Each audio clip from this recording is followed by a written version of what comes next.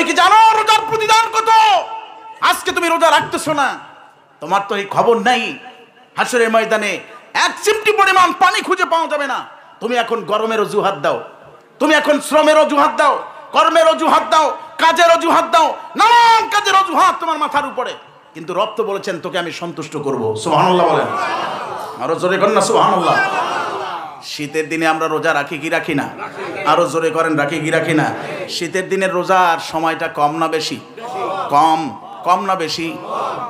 গরমের দিনের চাইতে 2 ঘন্টা কম। আর পিপাসাও কম, ক্ষুধার চাহিদাও কম। গরমের দিনের সময়টাও লম্বা, ক্ষুধাও বেশি, পিপাসাও বেশি।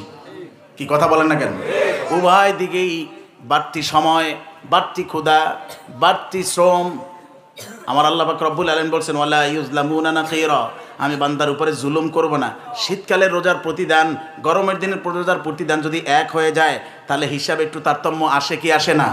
আল্লাহ বলছেন এতটুকু করব না, যে কারণে হাদিসে কুদসি সাক্ষী আল্লাহ বলছেন ইন্নাল্লাহা কাযা আলা নাফসিহি আন্নাহু মান আতাশা নাফসাহু লাহু ফি ইয়াউমি সাইফিন সাকাহাল্লাহু ইয়াউমাল আতাশ। গরমের দিনে পিপাসা সহ্য করে, ক্ষুধার চাহিদা সহ্য করে আমার যেই সমস্ত বান্দারা রোজা পালন করবে, মাঠে ঘাটে ক্ষেত খামারে অফিস আদালতে চাকরি বাকরিতে কাজ করার পরেও শ্রমে দিতে দিতে দিতে দিতে ক্লান্ত হয়ে গেছে, তারপরেও পানি খায় নাই, তারপরও ক্ষুধা জন্য কিছু খায় নাই, কষ্ট করে রোজা রেখেছে, আমি আল্লাহ আমার নিজের উপরে ওয়াজিব করে নিয়েছি কাল কিয়ামতের ময়দানে আমি আল্লাহ নিজ কুদরতি হাতে আমার বান্দার মুখে পানি তুলে দিব।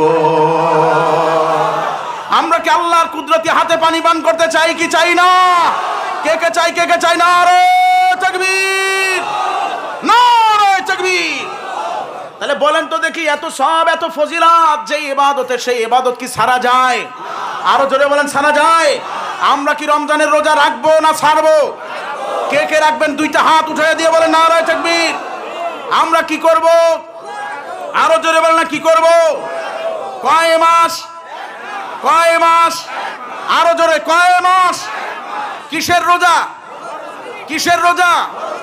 রমজানের ফরজ রোজা। আল্লাহ কবুল করুন, বলে আমিন।